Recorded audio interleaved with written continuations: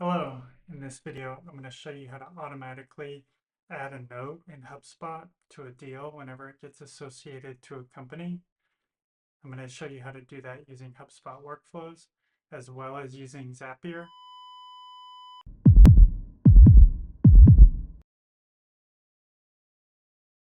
Hi, my name is Ryan Schweihart, founder of Whole Heart Impact, where I help organizations implement HubSpot.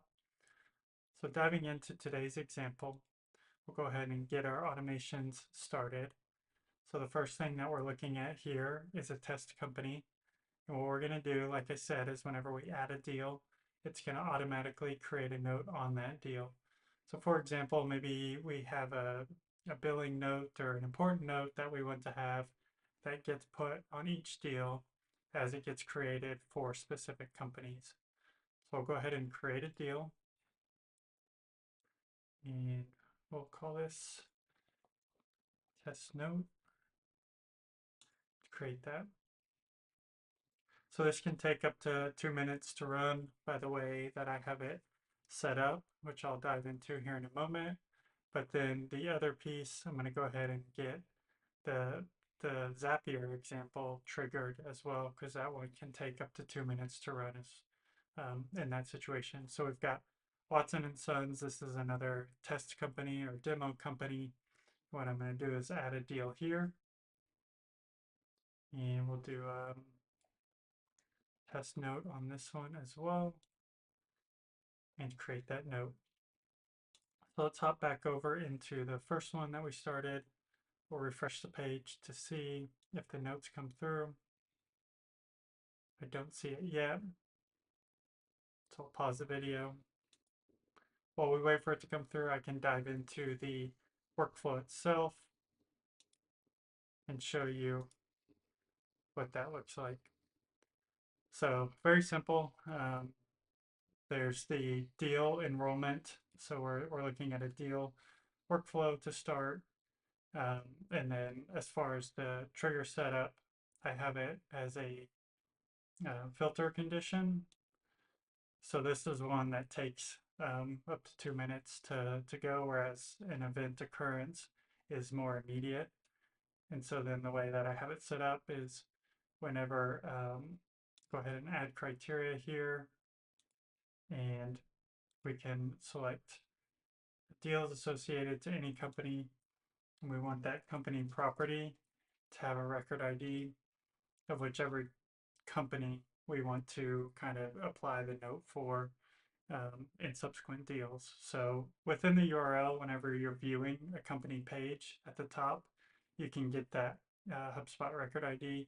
It's also available now in the view all properties portion. So if I were to come back over into this test company,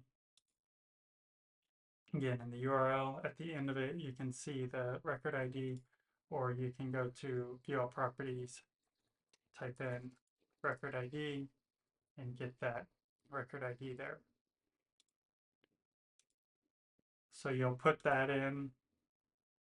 Let me go ahead and copy it here.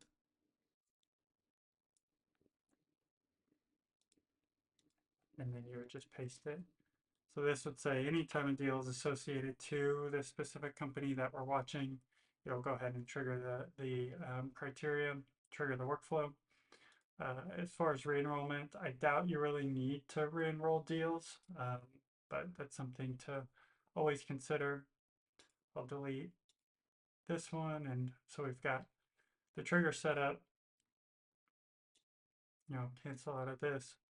And then recently, HubSpot added the ability to create a note. And so I think they're rolling it out to portals in kind of phases, but hopefully by the time you see this video, if you're using this, the create note option, it will be available in your portal. And so that's pretty much it. You have some formatting capabilities whenever you're creating the note. It's just going to associate with the deal that is triggered in the enrollment or in the workflow. So moment of truth, let's hop back over, refresh the page, and it would help if we were on the deal itself. So there we go. We've got our important note that has been applied to the deal in HubSpot. Now, what I'm going to show you next is the Zapier example. Uh, the big difference between this one and the Zapier example, we're able to actually go ahead and pin the note in the posting of it all at the same time. So with HubSpot, using the workflows, I didn't see the capability to replicate the functionality that I'm gonna show you here with Zapier. So that's just something to consider. It's a little bit more robust in Zapier. So if you just need a note to get applied, I would recommend the HubSpot route because it's pretty straightforward and simple now that they have that create note um, kind of block or action within the workflow piece. So hopping over into kind of the Zapier side of things, I'll go ahead and refresh this deal that we have here. And then there is our important note, and you can see with this pin icon that it's been pinned at the top of the page. So how did we do it? Let's hop into Zapier and I'll refresh. I'll hop into the edit Zap mode just because it's a little easier to talk through. So the trigger step is a new company property change. So basically that initial company that we were watching, Watson and Sons, anytime the number of associated deals changes, it's going to trigger this automation to run. And we use a filter step to make sure that it only allows the company that we're watching, which in this case is Watson and Sons. Again, we're filtering on the record ID, and then I went ahead and made sure that the number of associated companies is greater than 0.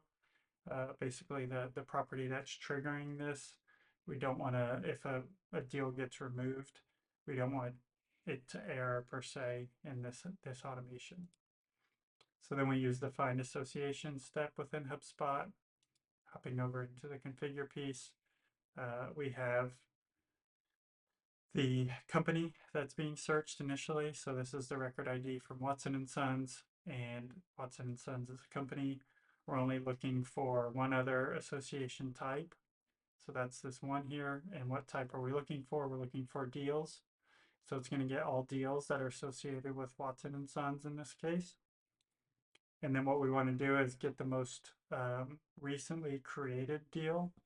That's the way that this step will function. And so basically we just use Zapier's utility step, and we use the pick from list transform option. And then the operation that we want to utilize is choose last. And then we use the output from the previous step. And then, yeah, whenever you get that, it's going to get the most recently created deal that's been associated with the company. Then in this create engagement step, this is where we actually create the note. So if I come in here into the configure section, the engagement type is an important piece. So we'll select note from there. And then in the note body, you have the ability to put in HTML. So you can always Google text to HTML converter and then get that output and copy and paste it into here. So that way we got the bolding and the red coloring that we saw earlier. Then the ID of the deal object that should be associated with the note that we're creating. We want to scroll down to that portion and input the output from the previous step. So the previous step that got that last or most recent, the most recently created deal, that's the ID that we want to pass here in this deal objects portion.